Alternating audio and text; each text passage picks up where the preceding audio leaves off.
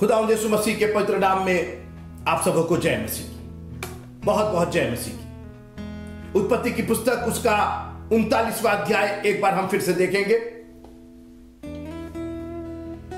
उत्पत्ति की पुस्तक उसका 39वां अध्याय, 39th chapter of the book of Genesis, the first book of the Bible, the foundation of our faith, the foundation of the law of God, the foundation of the blessings of the Almighty. परमेश्वर की आशीषों की नींव उत्पत्ति की किताब, जो आशीषें उसने Abraham को देनी शुरू की, और ऐसी आशीषें जिन आशीषों के हम भागी हैं। हमने इब्राहिम के बारे में देखा, हमने इसाक के बारे में देखा, हमने याकूब और एसाव के बारे में देखा, और उसके बाद हम यूसुफ और यहूदा की चर्चा करते हैं। यहूदा की चर्चा के बाद हम फिर से यूसुफ पर और यूसुफ की चर्चा करने के लिए आज मौजूद हैं। 39वां अध्याय जब तक उत्पत्ति खत्म नहीं होता है, यूसुफ की कहानियों से, यूसुफ की दिनचर्या से, यूसुफ की के जीवन चरित्र से जुड़ा हुआ है। और इसलिए इस चरित्र को, इस कैरेक्टर को बहुत ही गंभीरता के साथ इस पर ध्यान दीजिएगा। और मैं बार बार निवेदन करूंगा कि अपना होमवर्क करना मत भूलिएगा। जब आप चर्च आते हैं, सैटरडे को पढ़ करके आइए मित्रों। इस ज्ञान से बेहतर कोई ज्ञान नहीं है। और नीति वचन ने साफ कह दिया है कि मनुष्य का ज्ञान रहित रहना अच्छा नहीं है। बिना ज्ञान के मत रहिए। और ज्ञान का मतलब ज्योग्राफी और हिस्ट्री और बायोलॉजी और साइंस नहीं है। ज्ञान का अर्थ परमेश्वर का ज्ञान है। परमेश्वर का ज्ञान नहीं होगा मित्रों तो आप नाश हो जाएंगे। जी, इस संसार में तो आप हिस्ट्री ज्योग्राफी पढ़ करके जी लेंगे, लेकिन वो अनंत जीवन जिसमें हम और सब आप भागी होने जा रहे हैं, उसमें आप नाश होना चाहते हैं कि उस अनंत जीवन की जिंदगी को पाना चाहते हैं। और इसलिए परमेश्वर के वचन का ज्ञान भरपूरी के साथ, मैंने बार बार कहा है कि वचन और कुछ नहीं, वचन परमेश्वर है। अगर आप ज्यादा परमेश्वर चाहते हैं अपने जीवन में तो परमेश्वर का वचन भर लीजिए, क्योंकि जितना वचन होगा उतना ही परमेश्वर होगा। एक चैप्टर पढ़ेंगे तो एक चैप्टर का परमेश्वर होगा आपके अंदर, आपके जीवन। और ये हमारे पथ के लिए उजियाला, ये हमें जीवन का मार्ग दिखाता है मित्रों। और इसलिए सैटरडे को एक बार जरूर पिछला और अगला जरूर पढ़ लिया कीजिए अध्याय। और आपको तो खुश होना चाहिए कि हम एक सीरीज चला रहे हैं। हम अपने विषय से कहीं भटक नहीं रहे। हम कुछ इधर उधर का हम कोई कट पीस आपको नहीं देना चाहते कि आपको समझ में ना आए कि कौन चीज कहां से जुड़ी हुई है। यह बहुत ही महत्वपूर्ण सीरीज है मित्रों। इसी के द्वारा हमारे बहुत से मसीही जीवन के भ्रम दूर होंगे। आज जो मसीही समाज में इतने भ्रम पैदा है इसलिए कि हम लोग कट पीस पर जी रहे हैं। कोई मत्ती से उठा करके बोल देता है, कोई लूका से उठा के बोल देता है, कोई यूहन्ना से उठा के बोल देता है। ऐसा मत करिए ना। कट पीस हमेशा कंफ्यूजन पैदा करेंगे और सबके पास अपनी अपनी राय। हमारी कोई राय ही नहीं है। हम तो परमेश्वर के वचन से, हम तो पवित्र आत्मा के चलाए चलते हैं। और 39वां अध्याय आज हम थोड़ी देर के लिए देखना चाहेंगे। यूसुफ का एक और कैरेक्टर, अपने घमंड की वजह से, अपनी असावधानी की वजह से, अपने ऊपर भरोसा रखने की वजह से यूसुफ आज जेल खाने में पड़ा हुआ है, बंदी गृह में पड़ा हुआ है। नीति वचन 28 और उसके 26 में लिखा हुआ, जो स्वयं पर भरोसा रखता वो मूर्ख है। और कुछ ऐसी ही मूर्खता यूसुफ ने अपने जीवन में कर डाली। मुझसे बड़ा कोई नहीं। उत्पत्ति का 39वां अध्याय और उसकी 9वीं आयत, इस घर में मुझसे बड़ा कोई नहीं। अपना काम करने के लिए घर के अंदर चले गए। किसी बाकी नौकर चाकर की जरूरत नहीं थी। मैं स्वयं कर लूंगा। मुझको अपने ऊपर कॉन्फिडेंस है। सेल्फ कॉन्फिडेंस अच्छा है, ओवर कॉन्फिडेंस ठीक नहीं है।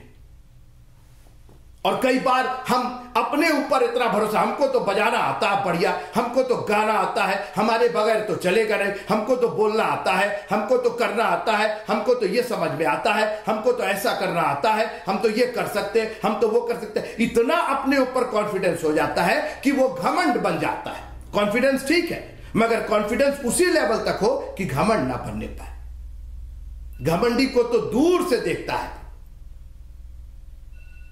और मैं चाहता हूं कि हमारे में नम्रता कूट कूट करके बनी रहे, और जितनी नम्रता रहेगी मित्रों, परमेश्वर की आशीषें उतनी भरपूरी के साथ हमारे जीवनों में आएंगी।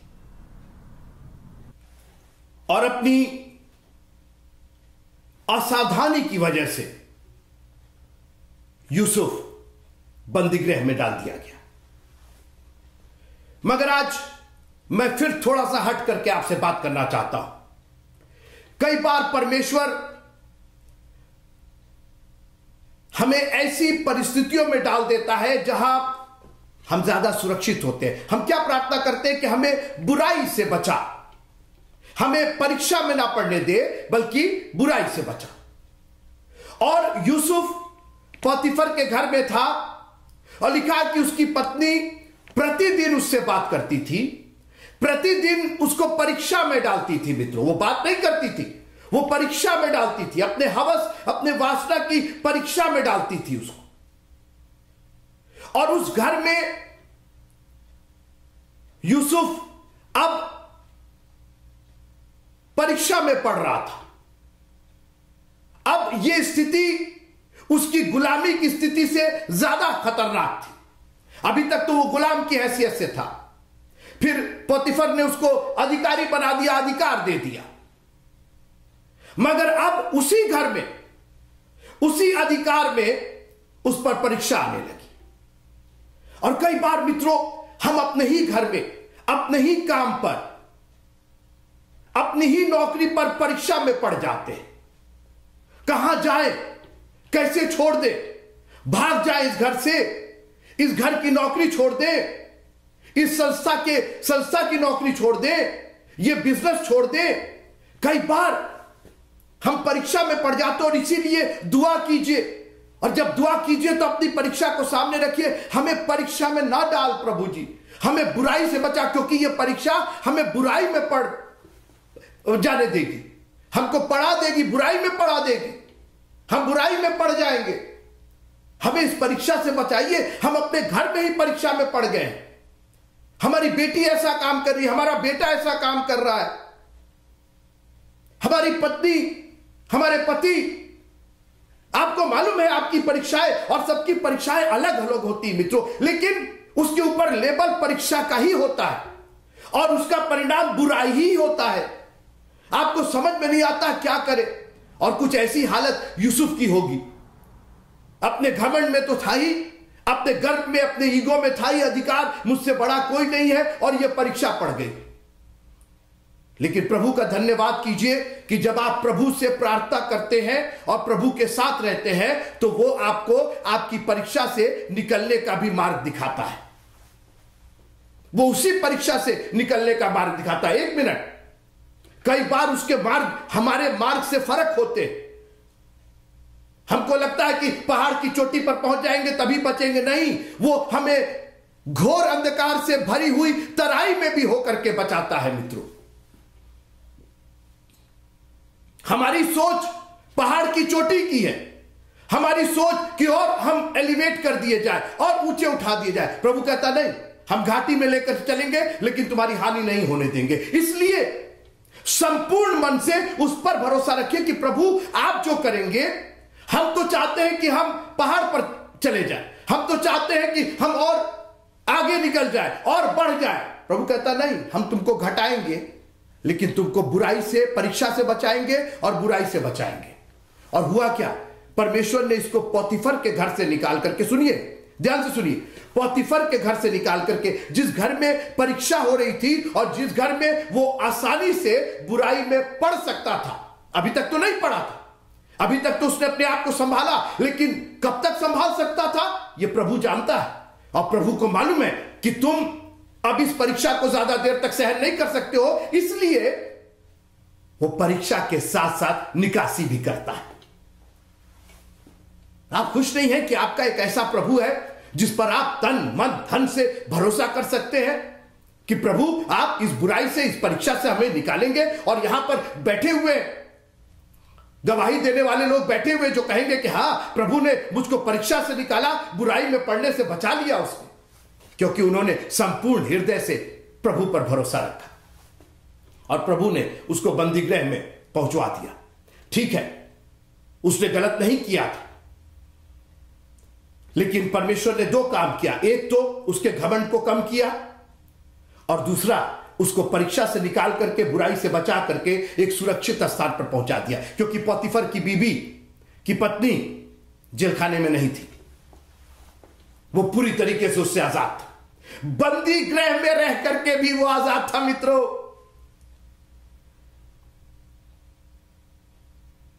अधिकारी होने के बावजूद कितना बंधा हुआ वो महसूस कर रहा होगा पोतीफर के घर में। उसको समझ में नहीं आता होगा वो कहां से आ जाएगी, कहां से क्या कर देगी, क्या बोल देगी। और कई बार आप अपने आप को कितना बंधा हुआ महसूस करते होंगे, अपने बिजनेस, अपनी नौकरी, अपने घरों में, अपने रिश्तेदारों के बीच में, अपने संबंधों में आप कितना बंधा हुआ महसूस करते होंगे। काश प्रभु जी मैं कैसे निकल सकता। लेकिन एक बात कहूं, अगर प्रभु निकासी कर रहा है तो निकल जाइए उसमें से। लाल समुंदर को मत देखिए, उसके बीच में जो दो भाग है, उसके अंदर, उसके बीच में जो मार्ग उसने निकाला उसको देखिए। इस्राएली लाल समुंदर देख रहे थे, परमेश्वर को उनका पार उतरना दिखाई दे रहा था। अगर प्रभु आपको लाल समुंदर के किनारे लेकर के जा रहा, आप कह रहे यहां कहां आप लेकर के चले आए, हम कैसे बचेंगे इसमें से। आपको नहीं, ये आपका काम ही नहीं है। वो ऐसे सुपर नेचुरल काम करेगा मित्रों जो आपकी चित्त पर नहीं चढ़े, जो आपकी आंखों ने नहीं देखा, आपके कान ने नहीं सुना, आपके मस्तिष्क ने जो सोचा नहीं, वो करके दिखाता है। और परमेश्वर ने उसको बंदीगृह में भेज दिया। यूसुफ बड़बड़ाया नहीं, चिड़चिड़ाया नहीं, घबराया नहीं।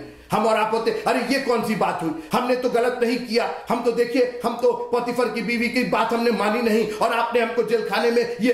अरे तुम ज्यादा सुरक्षित हो यहां पर, ये मेरा तरीका है, तुम घबराओ नहीं। क्योंकि उस जेल खाने में, उस बंदी गृह में भी, सुनिए, ओह प्रभु तेरा धन्यवाद हो। 39वां अध्याय, उत्पत्ति का 39वां अध्याय और उसकी 21वीं आयत, जेनेसिस चैप्टर 39 एंड वर्स 21। पर यहोवा यूसुफ के संग संग रहा और उस पर करुणा की। अरे वाह प्रभु तेरा धन्यवाद। बंदी गृह, जेल खाना, अंधकार से भरी हुई तराई, आग की भट्टी, गरीबी, बीमारी, क्या फर्क पड़ता अगर तू हमारे संग है, अगर तेरी करुणा की दया हम पर है खुदावंद। ये परिस्थितियां हमें कहीं से डिगाने नहीं पाएंगी। और आज मैं यही चैलेंज करके आपसे विदा लेना चाहता हूं, प्रभु को अपने संग रखिएगा मित्रों। वो परीक्षा में निकासी करता है और जब वो निकासी करता है तो कुड़कुड़ाइए नहीं, बड़बड़ाइए नहीं, घबराइए नहीं। वो आपको एक ऐसी सुरक्षित जगह ले जाएगा, भले ही वो जेल खाना क्यों ना हो, भले ही वो शेरों की बांध क्यों ना हो, भले ही वो धधकते हुए आग की भट्टी क्यों ना हो, भले ही वो लाजर की कब्र क्यों ना हो, वो सुरक्षित रखेगा आपको, क्योंकि उसको अपनी महिमा लेनी है मित्रों।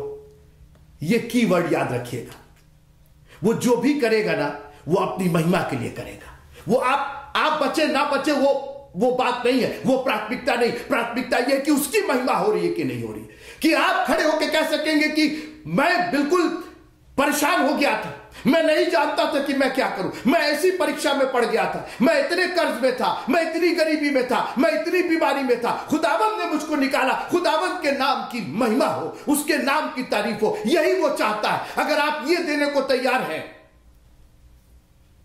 तो वो हन्ना की कोख को भी खोलने को तैयार है। रोती थी, बिलखती थी, ये कैसी परीक्षा है प्रभु जी मेरे ऊपर। मेरी सौत को बेबी पर बेबी हो रहे, मैं बाज क्यों हूं? परमेश्वर ने उसकी कोख बंद कर रखी थी ताकि उसको अपनी महिमा मिल सके। हमारी प्रॉब्लम यह है कि हम परीक्षा से निकलना चाहते हैं अपनी महिमा के लिए। देखो जी, मैं निकल गई, मैं निकल गया, मैंने ये किया और मुझे ये हुआ। नहीं, प्रभु की तारीफ होना चाहिए इसके अंदर। जब तक आप ये मन नहीं बनाएंगे कि मैं अपनी परीक्षा से निकलकर प्रभु की तारीफ करूंगा, प्रभु की तारीफ करूंगी, मेरे जीवन के द्वारा प्रभु के नाम को महिमा मिलेगी, मैं जो भी कहूंगा वो प्रभु के लिए कहूंगा और प्रभु के लिए करूंगा, आप परीक्षा में पड़े रहेंगे। लेकिन जब आपने ये मन बना लिया कि इस परीक्षा से अगर प्रभु ने निकाल दिया तो ये जीवन प्रभु के लिए कुर्बान किया जाएगा।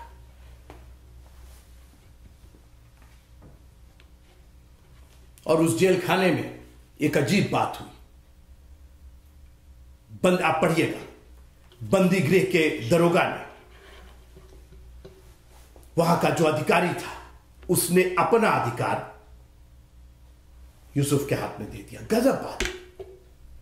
पोतीफर के यहां गुलाम होकर के गया, पोतीफर ने अधिकार दे दिया और अब यह बंदी गृह में अधिकारी के रूप में रह रहा है। आप देख रहे हैं मित्रों, प्रभु का इंतजाम, जब प्रभु आपके साथ रहता है ना, तो जेल खाना भी आपके अधिकार में आ जाता है। और याद रखिएगा, जहां अधिकार होता है वहां डर नहीं होता है। फिर से सुनिएगा, ये नोट कर लीजिए कहीं, जहां अधिकार होता है वहां डर नहीं होता। अधिकार घटा, डर बढ़ा, अधिकार बढ़ा, डर घटा। तभी तो लोग अधिकारियों को बोलते, अरे भाई अधिकारी, क्या मतलब, इनको डर नहीं। अधिकारी से लोग डरते हैं क्योंकि अधिकारी के पास अधिकार होता है। आज आप डरे हुए, संडे मॉर्निंग आप डरे हुए, दुनिया के, आप क्यों संडे चर्च नहीं आते? क्योंकि आप डरे हुए। जिस दिन ये डर निकल जाएगा, आप अधिकारी हो जाएंगे, आप संडे के अधिकारी हो जाएंगे। नहीं, कोई चीज नहीं, आज मेरे को चर्च जाना, कोई चीज मेरे को नहीं रोक सकती। आपके पास अधिकारी नहीं है, आप तो डरे हुए हैं।